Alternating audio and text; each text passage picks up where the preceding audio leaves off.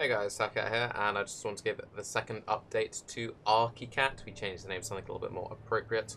We have just done the CI transition literally within a minute of me recording this video, so as you can see the gear isn't set up correctly, a lot of our links are missing. I'll do a very quick Dried Lake run. We haven't got all of our crit nodes yet, we are still only on Cruel Ascendancy. My crit chance is really shit, so don't expect amazing damage, but just so you get an idea of how the build sort of works. So, it's one of those things of every time our mine targets an enemy, there's a chance for us to generate a power charge. Now, you want to be using the bear trap shield at the start of maps, which Jaws of Agony, when you throw a trap, you generate power charges. We haven't got one of those yet, so we need to wait for our charges to build up at the start of maps. So at the start of layouts, we do sod all damage while we wait for our power charges. Just hopefully build up some now. 3, 6 is our current cap. Game 6. Okay, there we go. So now we're sort of in like go mode, as it were. Now the build isn't anything too impressive yet, but it does okay-ish damage. It shocks, it freezes. It's kind of satisfying to play in that regard.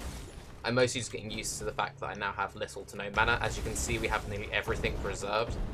I'm used to playing with like 50% of my mana unreserved, but I've just done the CI transition. I haven't de-leveled my clarity.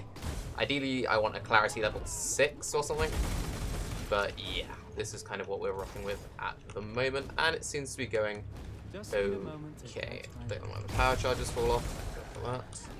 And as you can see, you just sort of run around, drop totems if you're going to be fighting in one area for a long period of time, and yeah, stuff sort of just kind of shatters and freezes, and it's all kind of satisfying. See if Vaal's in this corner. If he is, we'll go kill him. If not, then we'll just get into the nitty-gritty of the build.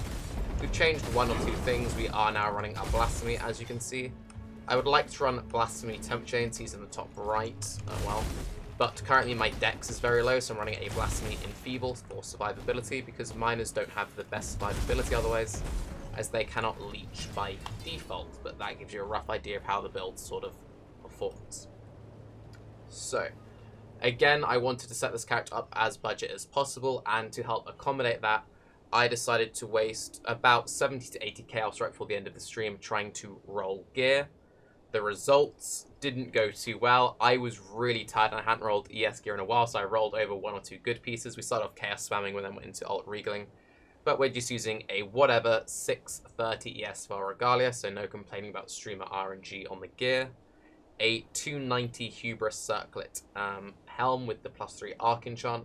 The Arc Enchant was just on a whatever Hubris. It cost me 35 chaos, and we spent a bunch of alt spams into it. We ended up with like 3 or 4, like 280-ish helms. We just settled on this because I'd just run out of all of my currency. A 342 ES shield with a tiny bit of resistance, literally a tiny bit of resistance.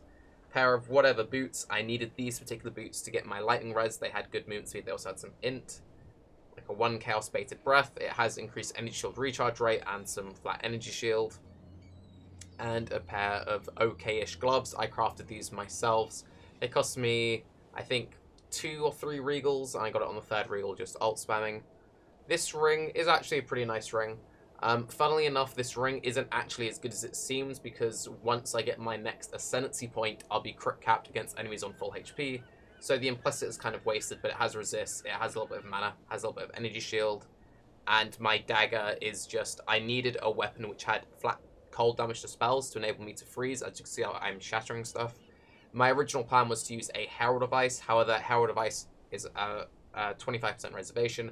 There was no way I'd be able to run a Discipline, a Herald, and a Blasphemy, so I figured drop the Herald, run a defensive Blasphemy, get some cold damage on gear, and just sorted. And basically that's what's happened, and we're sorted.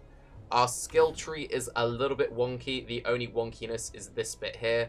You're meant to route up this way, but I didn't have a bunch of regrets to hand, and I just sort of respec as best I could out of my life variant to go into the CI variant, and I did the respec at 69. We are now level 70. And yeah, you can expect to have a decent amount of energy shield doing the 69 transition.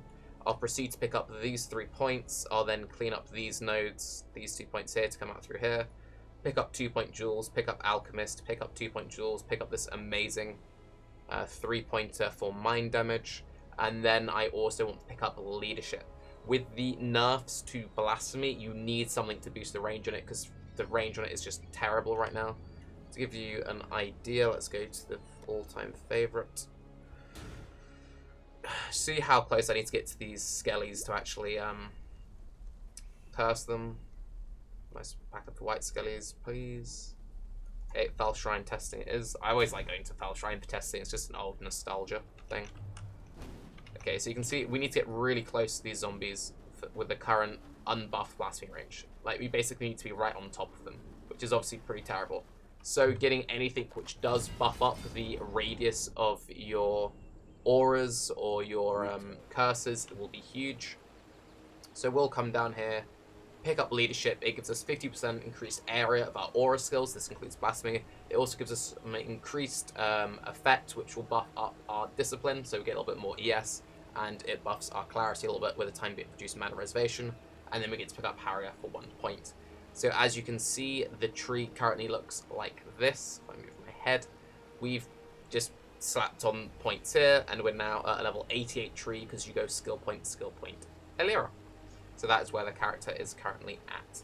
As for links and all of that good stuff, we're currently just performing on a 5 link with Arc, level 16, again low level, we just sort of got up here. Remote Mine, this is what gives us the ability to use mines, and again, this is why, for the people wondering why go mines over self-cast, the Remote Mine support itself has this amazing 46% more mine damage multiplier on there. You then match that with Trap and Mine damage, which has a 35% more Trap and Mine damage multiplier on there. You get all of these multipliers without having to use stuff like Elemental Focus. For the usual spellcast setup, if you're not like going into poisons or using crit supports, which we don't need as an assassin, by going mines, we just get to put more and more mine, mine-related multipliers. I need a thesaurus. Minefield makes it so we drop 2 additional remote mines. So when we drop a mine, we drop 3. We do get slightly less damage, but because we drop 3 at once for single target, they get hit by 3. So it's still an overall increase for single target. Then obviously for AoE, with all the extra chaining, this is a huge clear speed bonus. Lightning Pen as the 5th, and then for the 6th, you'd want to run either Controlled Destruction or Added Lightning, or if you knew that you're doing content that you had no way of ever shocking or freezing, you could run Elemental Focus. Controlled Destruction, we will still be crit capped once we have all of our Ascendancy filled in. Because of Ambush, getting this 100% more critical strike chance against enemies that are on full life, you will always crit enemies that are on full life. You get the extra multiplier against bosses, stuff which survives, and then you come down to Assassinate, getting just a bit of extra deeps. So it's one of those things of, you one-shot most things, anything which survives, you then have a slight lull. The second they're on low life, you then get the juicy crit coming up again.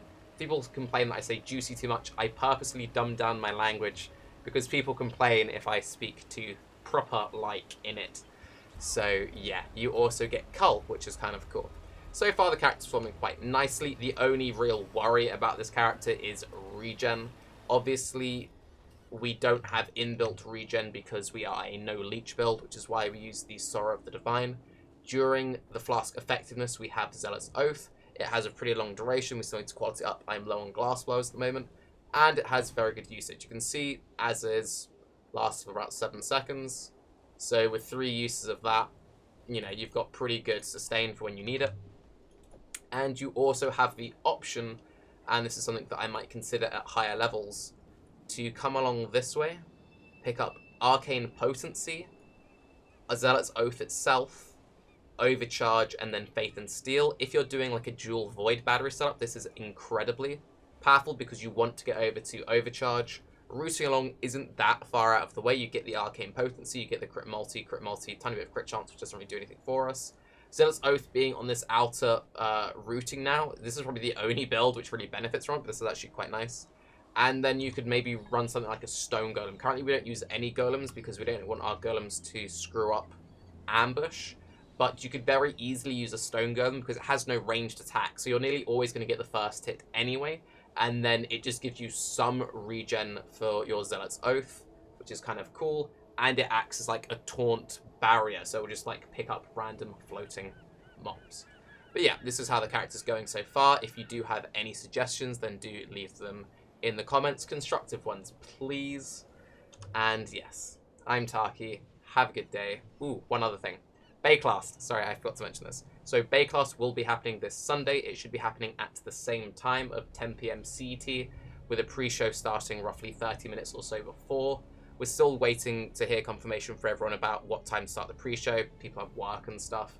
If anything does change, I will make an announcement on the YouTube. But yes, Baeclast will be happening on the Sunday. Same lineup as last time. So Ziggy D, Rise QT, It's Yoji, and then General So, aka Cute Dog __ with myself. But yes, I'm Tarke. Have a good day.